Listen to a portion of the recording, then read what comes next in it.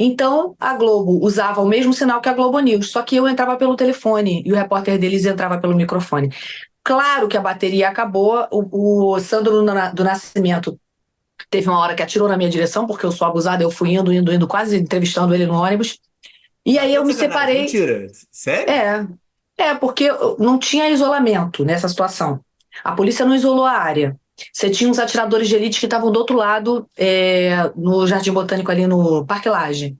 E o governador era o garotinho na época. E o garotinho falou assim: não quero que ninguém atire, porque a Globo está transmitindo, pode ser que a gente tenha ali alguém morrendo ao vivo, né? Então, eu sabia que eles não iam atirar. E aí eu fui me aproximando do ônibus. Aí o Sandro, para se defender, atirou na minha direção. E aí eu me perdi no meu cinegrafista que estava com as baterias do celular.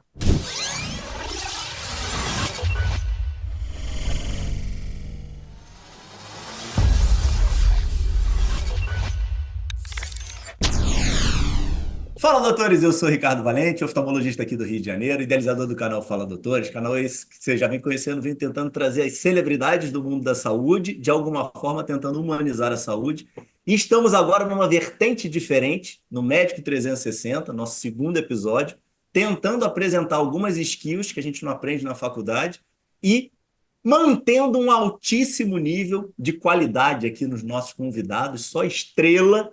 Hoje, a Super Vanessa Rich, jornalista, com passagem por Globo News, Sport TV, Fox, cobrindo Pan-Americano, Olimpíada, Copa do Mundo, super vascaína, apresentadora da Vasco TV, mãe de dois futuros jogadores do Vasco, se Deus quiser, craques, palestrante, especialista em comunicação e oratória, e eu fui conectado por esse ícone da comunicação para ser aluno dela, um mentorado da grande Vanessa, e aí consegui conectar e trazê-la aqui para mim, para ela abrilhantar nosso Médico 360 e ensinar um pouquinho de comunicação e oratória para vocês. Fala, mestra, tudo bem?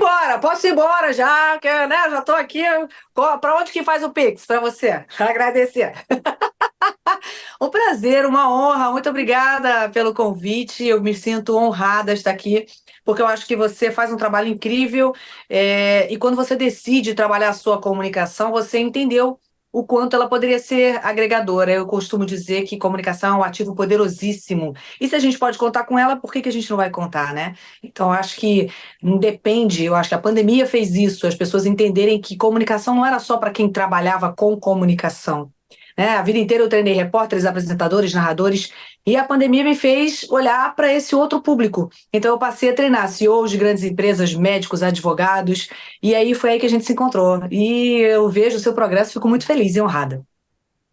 Não, muito, muito, muito legal. E eu estava pensando aqui, né, de dar uma deixa da gente começar e colocando que quando eu comecei a fazer, né, quando a gente conectaram a gente, eu estava naquela preocupação e desespero, né? Pô, Vanessa, uma estrela, apresentadora de TV, uma pessoa completamente desconecta com o meu mundo, não vai dar certo, né? E aí, Essa ideia foi inicialmente, a gente boa.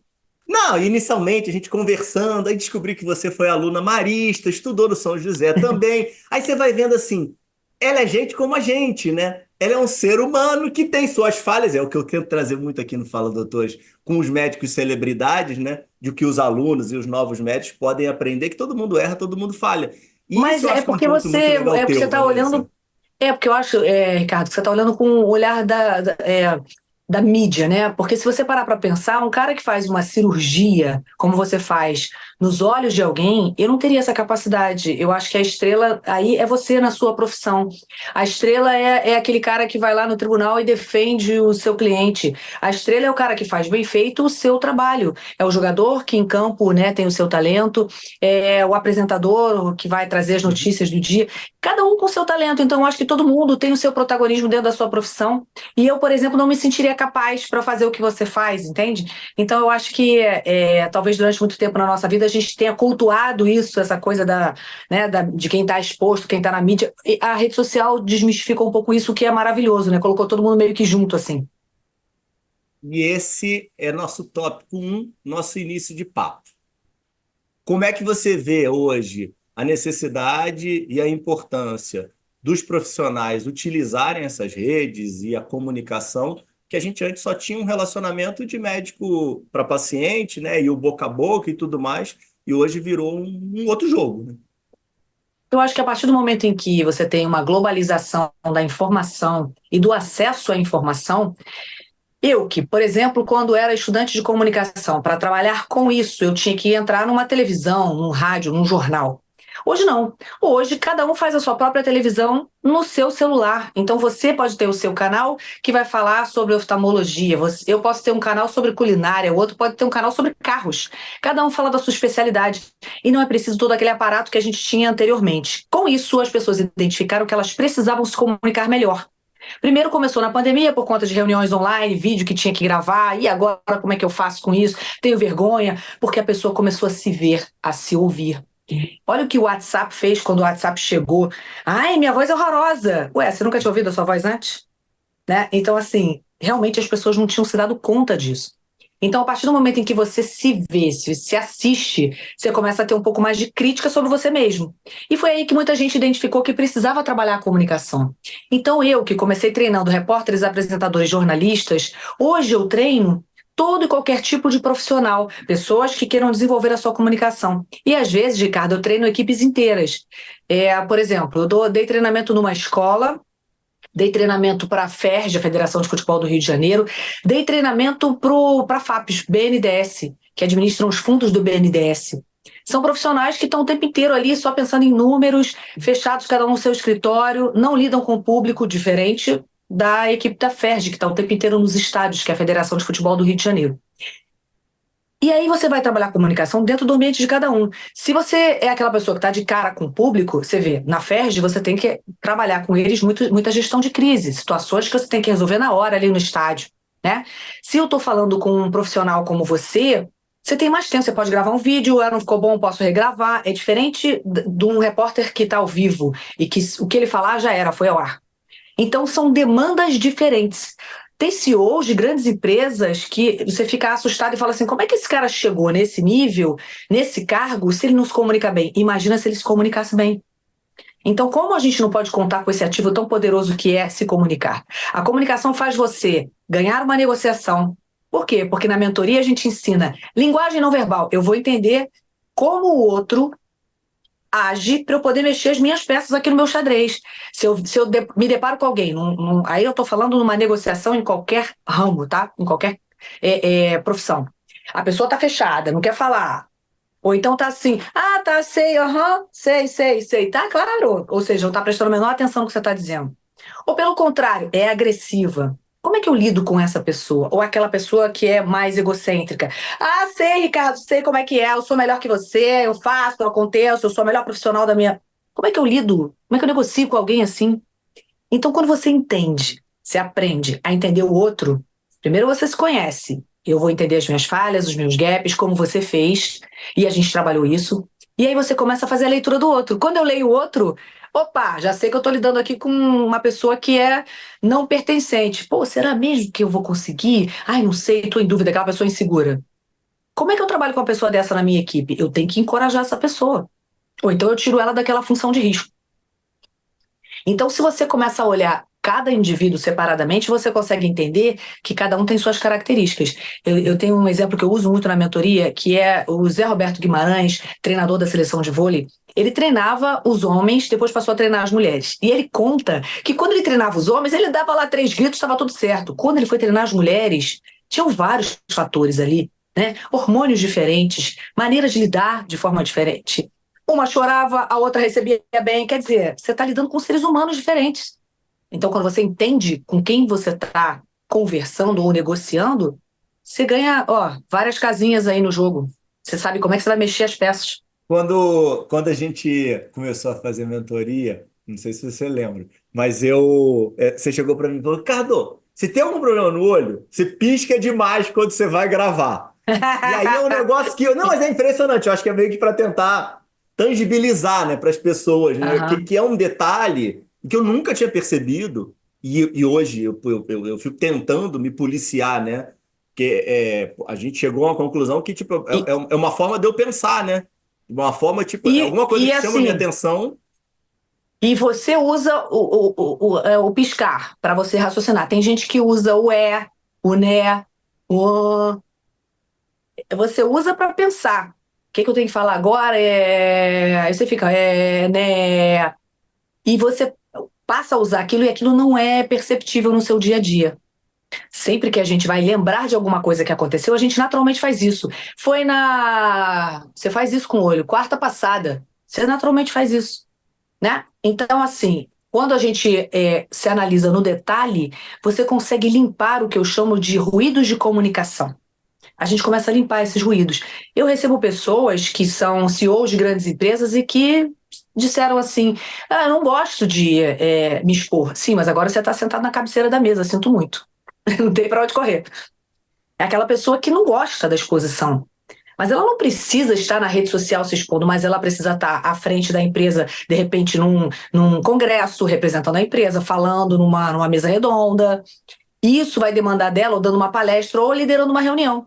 Às vezes a gente fica assim, não, mas onde? Em que momento da minha vida eu preciso da comunicação se eu trabalho fechado num computador na minha casa?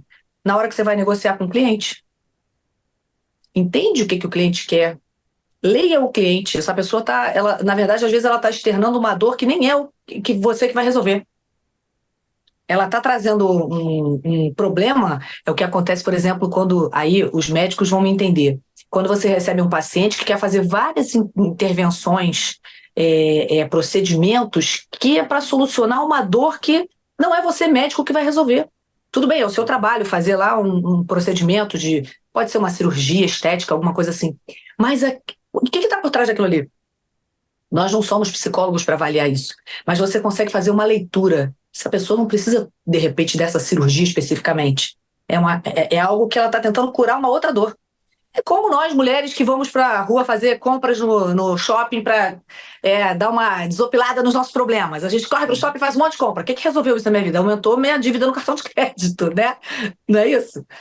Então, assim, eu acho interessante a mentoria de comunicação para que você possa entender melhor o seu paciente, fazer a leitura do seu paciente, para que você possa se comunicar com esse paciente e vender melhor o seu produto. Porque, olha, quem está na rede social hoje consegue comunicar o que faz. Então, em vez de você depender só do cliente que vai lá no seu consultório porque foi indicado por alguém ou porque tem aquele plano de saúde que você oferece, não, ele vai te ver na rede social e vai falar: opa, gostei do que esse cara está falando. Olha que interessante, eu tenho esse problema que ele está relatando. E isso a gente tem alguns exemplos maravilhosos. Tem um profissional, a gente vai colocar aí o perfil dele na tela, que ele é um dentista que ele atende crianças especiais. E ele faz de uma forma tão lúdica, tão linda de ver, que você fica assim encantado, porque ele brinca, ele se veste, né, com personagem, ele brinca com a criança, principalmente as crianças que têm síndrome de Down. E ele se coloca quase que como igual àquela criança. E aí a criança se identifica, ela chora, ela ri junto com ele. É muito mais fácil fazer um atendimento desse, porque você está preparado para receber aquele paciente que é diferente do que ele está habituado. Isso acontece com crianças autistas, por exemplo. É difícil você ter profissionais que atendam um consultório preparado para atender um autista. Porque tem toda uma linha de raciocínio que você tem que seguir. Não é aquele procedimento padrão. Vamos lá, senta aqui, deixa eu te fazer o exame aqui. Não vai rolar. Né? Tem um outro profissional também que a gente vai colocar aí na tela, que ele atende pacientes que têm dificuldades de mobilidade. Então ele bota lá a criança numa esteira e toca um cavaquinho. É maravilhoso aquilo, gente. Né? Olha como você consegue entender e fazer a leitura do outro e dar um atendimento personalizado. É isso que vai fazer o diferencial. Porque se eu olhar agora, como é que eu escolho um médico que vai me atender em qualquer especialidade? Ah, esse cara é muito bom, esse aqui também, esse também. Como é que eu escolho aqui? Como é que eu decido? Se os três forem, vamos falar de valores, preço. Os três têm o mesmo valor. Por que eu escolho? Porque talvez o doutor Ricardo ele tenha um atendimento mais personalizado, ou ele entenda a minha dor, ele consegue conversar comigo de uma forma diferente, porque na verdade vocês recebem pessoas que estão trazendo várias dores. É isso que eu trabalho, por exemplo, na inteligência emocional. Eu chego aqui para você como se fosse com um saco de presente do Papai Noel cheio de dores aqui, que eu carrego na minha vida. Se eu não souber administrar essas dores, eu vou fazer 700 procedimentos estéticos, eu vou entrar em 30 mil dietas, ou eu vou querer o óculos mais moderno, vou fazer cirurgia, não sei do que, e não estarei feliz, porque eu não estou indo na raiz resolver. Eu não tinha pensado até nessa vertente, Vanessa, de melhorar a comunicação individual, né? Assim, de verdade, não é um negócio que eu tenho muita dificuldade de fazer no consultório, é algo que relativamente eu consigo fazer. Eu sempre vi essa questão do digital muito forte, a necessidade. Mas isso é fundamental. E o profissional de saúde, ele muitas vezes, a gente acaba sendo muito estudioso, né? E tem uma dificuldade de exposição muito grande, né? O nerd, né? E olha Então só, é muito eu legal atendo isso. hoje eu atendo um dentista e sabe qual é a dúvida dele? Até onde ele pode ir na conversa com o paciente dele. Por quê? Porque ele me procurou porque ele Legal. queria mudar o público que ele está atendendo. Então ele atendia, vamos supor, um público classe média, ele quer atender um público com poder aquisitivo um pouco mais alto. Uhum. Consultório, boutique, o comportamento dele tem que ser outro. Porque ele está falando com outro público. Vamos colocar um exemplo aqui. Se eu, Vanessa, vou à praia de Copacabana, eu posso ir de short, chinelo, lá comer um churrasquinho na praia. É a mesma Vanessa que vai atravessar a rua e vai entrar no Copacabana Palace de salto alto, vestido longo, para ir num evento no hotel. É a mesma pessoa. O que que mudou aí? A maneira como eu estou procedendo, a minha imagem na praia é uma e a minha imagem no salão do Copacabana Palace, no Golden Room, é outra. O que que isso quer dizer? Eu estou entendendo o meu público. Então, se eu estou fazendo uma migração de um consultório que atende um nicho e estou mudando, eu tenho que mudar e entender o que que o meu consultório precisa ter, ou o que que o meu comportamento, ou o visual, o que que a minha roupa tem para comunicar. A gente comunica nos gestos, no tom de voz, na roupa que a gente usa, na decoração do consultório. Tudo isso comunica. Imagina, eu tenho uma cliente que ela é dona de buffets, ela tem casas de festa lá em Vitória. E ela falou o seguinte, Vanessa, eu fui contratada para fazer um lançamento imobiliário e era um lançamento imobiliário de luxo. Eu não posso ter um serviço, né, de buffet que vai servir pão e água. Porque ali estão pessoas que vão comprar apartamentos milionários. Minimamente o que eu vou servir, tudo isso está comunicando. Não dá para eu fazer um evento que eu vou servir água num copo de plástico. Isso é comunicação. E você falou outra coisa também da questão das crises. Acaba que, putz, eu já trouxe muito gestor aqui, que administra o hospital e tudo mais, né? E é impressionante como tem esses momentos de crise que as pessoas esperam acontecer para se preparar para comunicar ou ter algum relacionamento, né? Você acha que você consegue trabalhar e melhorar isso? Aí queria até pegar o gancho do teu evento lá do ônibus 174, né? Que tipo, se as pessoas lembram, você participou pra caramba daquilo. É, e obviamente aquilo foi algo que você teve que fazer na hora, né? Tem que meio que se vira nos 30, mas você tem uma bagagem para chegar naquele momento e poder brilhar, vamos colocar dessa forma. Dá para aprender? Dá para melhorar? Como é que funciona isso?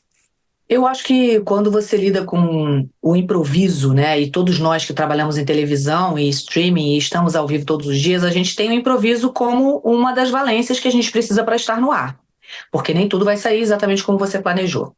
Mas não é todo profissional, e aí vamos sair desse ambiente de streaming, de televisão, que está preparado para gestão de crise, né? Então, ih, caramba, deu errado aqui. Né? Vamos supor, o ar-condicionado parou num dia que eu tenho o meu consultório lotado para o atendimento. Faltou um determinado remédio, sei lá, uma substância que eu precisaria para aquele dia para trabalhar. E aí, eu faço o quê? Fecho consultório e choro? O que que eu faço numa situação como essa? Ou então eu estou indo apresentar uma palestra e me perdi no meio do texto, esqueci o que eu tinha para falar, alguém fez uma pergunta que me desconcertou. Tudo isso a gente trabalha, né? Esse dia que você está falando do ônibus 174, eu trabalhava na Globo News, era o ano 2000, eu estava indo fazer uma matéria sobre moda, e de repente, olha, tem um sequestro ou um assalto, algo assim, na Jardim Botânico. Foi uma cobertura de 3 horas e meia que eu fiz do sequestro do ônibus 174, que foi ao ar no mundo inteiro, né? Foi notícia no mundo inteiro, virou filme, virou documentário.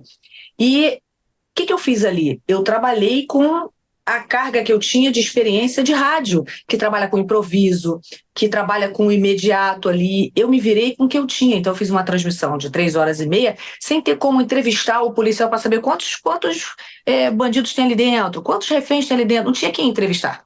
Simplesmente eu falava o que eu via. Então, isso é você improvisar dentro daquela situação. Mas é improvisar com segurança, não é improvisar para, sabe, colocar alguém em risco. Não é isso. Então, acho que todo profissional deveria ter isso em mente. Se eu trabalho a comunicação como um ativo, eu vou entender que, se eu me comunicar melhor, eu vou entender melhor o meu cliente, eu vou entender melhor o outro que está negociando comigo, se eu quero, sei lá, negociar qualquer coisa para o meu consultório ou para a minha clínica. Eu tenho que ter esse olhar, porque aí eu faço a leitura do outro e já vou falar, opa. Ó, vou dar um exemplo simples. Se a pessoa é egocêntrica, vamos supor que Ricardo fosse egocêntrico, eu ia falar assim: Ricardo, adorei, cara, o último programa que você gravou estava maravilhoso. Aí você faz o quê? Você é egocêntrico. Sou F, né? Pô, melhor do mundo. A partir daí, eu posso pedir o que eu quiser para você, porque você vai estar confortável na posição que você quer estar, que é o ego lá em cima. Então, a partir daí, eu vou falar assim: Ricardo, preciso que você resolva um negócio pra mim aqui. Atende essa pessoa aqui pra mim, que tá esperando na fila há horas. Aliás, é ela, a mãe, o tio. Arranja um horário aí no teu. Eu vou pedir, você não vai dizer não. Sabe por quê? Porque eu acabei de colocar você onde você quer estar, que é achando que é o melhor do mundo. Entende onde eu quero chegar? Então, quando eu faço essa leitura do outro, já entendi. Agora, tem gente que não consegue compreender. Quantas vezes eu fui negociar? Eu sou uma pessoa que eu penso rápido e eu já imagino tudo que eu tô falando. Por exemplo, nessa situação do 174, teve uma hora que o celular que eu estava fazendo a transmissão caiu a bateria. Por quê? A minha voz entrava pelo celular e a imagem era do caminhão, né, da geradora do Globo Cidade, que por acaso estava naquela rua naquele dia, ou estava ali perto. Então, a Globo usava o mesmo sinal que a Globo News, só que eu entrava pelo telefone e o repórter deles entrava pelo microfone. Claro que a bateria acabou, o Sandro do Nascimento teve uma hora que atirou na minha direção, porque eu sou abusada, eu fui indo, quase entrevistando ele no ônibus. E Ah, aí tá eu de me sacanagem. separei. Mentira. Sério? É, porque não tinha isolamento nessa situação. A polícia não isolou a área.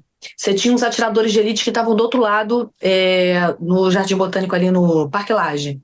E o governador era o garotinho na época. E o garotinho falou assim: não quero que ninguém atire, porque a Globo está transmitindo, pode ser que a gente tenha ali alguém morrendo ao vivo, né? Então, eu sabia que eles não iam atirar. E aí eu fui me aproximando do ônibus. Aí o Sandro, para se defender, atirou na minha direção. E aí eu me perdi no meu cinegrafista que estava com as baterias do celular. A minha bateria acabou e aí, vamos lá, mais uma vez, entra o improviso. Eu olhei para trás e falei: alguém, por favor, me preste o celular, eu ligo a cobrar. E realmente eu liguei, falei 70 minutos no celular de alguém que eu acho que deve ter ido na loja, comprou, botou para carregar e me entregou ali naquela hora, porque o celular. Eu falei 70 minutos no celular daquela pessoa. Isso é improviso. Mas assim, não dá para você improvisar e colocar em risco o que está se passando. Não dá para você, numa cirurgia, por exemplo, improvisar com risco. Né? Você sabe que você tem que criar uma manobra para resolver aquele problema ali que você talvez não imaginasse na hora de uma cirurgia, que é o teu ao vivo, né? Comparando com a minha profissão, e que você tem que fazer do jeito que dá, naquele momento, na situação que você encontrou, com segurança. Agora, se você é aquela pessoa que não consegue improvisar, e aí voltando, né? Eu acho que eu estava falando das pessoas que às vezes tem dificuldade de entender o que a gente está dizendo. Quando eu estava falando da festa, do exemplo da festa, às vezes a pessoa não consegue compreender. Eu vou virar para você e falar assim: Ricardo, vamos fazer uma festa, vai ser assim, vai ter DJ, vamos cobrar um ingresso. Tá, Vanessa, eu preciso que você me mande isso na planilha, custo a custo, nananã. É a maneira que você tem, que é talvez mais, é, é, digamos, cartesiano do que eu, de entender e viabilizar a festa. Talvez, se você fosse parecida comigo, você falaria: já entendi tudo. Já sei que o custo médio de uma festa vai sair não sei quanto por pessoa, a gente vai contratar o DJ, o palco tem que ser de tantos metros. Você já está falando a mesma língua que eu. Mas nem sempre você encontra alguém na sua vida para você negociar, para você conversar, que fala e entende a mesma língua que você. Então, como é que eu alcanço esse cara que é completamente diferente de mim? Eu tenho que ir lá, fazer a planilha e fazer com que eu fale a língua dele. Como é que eu falo a língua desse cara? Fazendo ele entender do jeito que ele está habituado, que é através de uma planilha, de um relatório. É isso que às vezes as E, pessoas não e conseguem aí, e aí perceber. como é que é o teu modelo? Poxa, eu fazia ao vivo, tinha contato com você, mas assim, poxa, a gente faz, tem médico e profissional de saúde do país inteiro. Você está fazendo algum modelo online que dá para ter atendimento à distância? Você acha que tem que fazer só o presencial? E você falou que dá para fazer em grupo, eu nem sabia. Explica um pouquinho só para o Eu pessoal entender. Hoje a mentoria, ela é muito mais eficaz porque você trabalha a dificuldade que cada ser humano tem. Em grupo, você faz uma coisa mais, talvez, genérica ali, e nem sempre vai se encaixar, porque você tem um perfil, tem o outro, a sua dificuldade não é a mesma que a minha. Então, o curso online funciona para algo um pouco mais, talvez, não raso, mas algo que não aprofunde tanto as suas dificuldades especificamente. Eu atendo muita gente online, não em grupo, e aí sim é eficaz, porque aí eu vou na valência e na dificuldade de cada um, entendo cada uma dessas pessoas. Hoje, a maioria dos meus atendimentos acontece de forma online, mas ele é personalizado. Então, a mentoria é desenhada para cada pessoa. Ah, Vanessa, quanto tempo dura a mentoria? Vai depender do seu objetivo. Muitas vezes eu começo a trabalhar com uma pessoa e aquela pessoa vai crescendo, vai mudando as dificuldades dela ou as necessidades, a demanda dela vai mudando no andar da carruagem. Então, eu já comecei a dar uma mentoria para uma pessoa que 6 meses depois ela virou o CEO da empresa. A demanda. Vê o que a comunicação faz diferença na vida de uma pessoa. Ele, em 6 meses, modificou o comportamento dele, ele foi indicado para ser o CEO da empresa, ele assume e aí as demandas dele mudam. Então, aí a gente tem que fazer um trabalho voltado para aquele objetivo ali, daquela cadeira que ele está ocupando. Então, é muito personalizado. E para a gente caminhar aqui para um desfecho, Vanessa, que eu sei que você está enrolada, temos jogo do Vasco daqui a pouco, se Deus quiser vai dar tudo certo. E eu acho que você tem uma pegada que é muito legal, que é a questão de ser mulher, de ter vivido toda a dificuldade de um ambiente machista dentro do futebol e ter conseguido se posicionar e ter sido você. Acho que tem a questão legal que o pessoal não sabe de você, a rainha do samba, né? Que sabe tudo aí, família aí do samba, né? Mangueira, E eu estação primeira de Mangueira. acho que isso que conecta muito também para você, além de toda a tua capacidade, mas como é que você consegue meio que passar uma mensagem para mulheres e até de certa forma pessoas que se sentem com mais dificuldade e que você consiga trazer aí uma força e um posicionamento para esse grupo dentro da mentoria e dentro de tudo que você construiu na tua história para a gente meio que fazer um desfecho desse papo espetacular. Eu tô adorando também. Eu dei acho que eu tive uma sorte, né, na vida de trabalhar com esse público que eu me identifico tanto, porque só eu sei as dificuldades que eu tive quando eu entrei no ambiente do futebol, que é um ambiente que era dominado, né? Quando eu entrei na televisão para trabalhar no Sport TV, eu comecei a carreira em rádio, depois Globo News, e quando eu entro no Sport TV, você tinha uma redação que a maioria ali era formada por homens, e as redações todas eram assim.